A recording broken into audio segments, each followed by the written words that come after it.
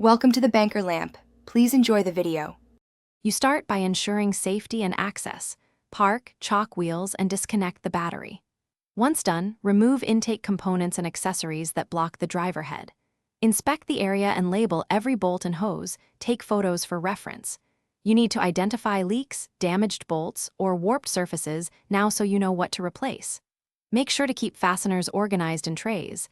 This saves time and prevents mistakes when you reassemble later. You now loosen head bolts in the recommended reverse torque sequence, one step at a time, to avoid warping. Once removed, lift the head straight up and set it on a clean bench. Clean mating surfaces with a non-marring scraper and solvent. Remove carbon and gasket residue. While cleaning, inspect the gasket, valves, and camshaft journals for scoring or excessive play, and measure tolerances with appropriate tools. If tolerances exceed spec, plan for machining or replacement before reassembly. Reinstall the head using a new gasket, aligning dowel pins and seating the head evenly. You should torque bolts in specified stages and sequence, using a calibrated torque wrench and the final angle where required. Once torqued, reconnect timing components, belts, or chains and verify timing marks and correct tension. Mistiming causes major damage.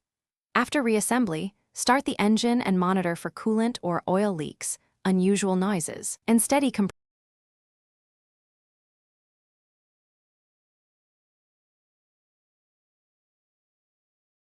Thanks for watching. If this was helpful, leave a like and consider subscribing. See you next time.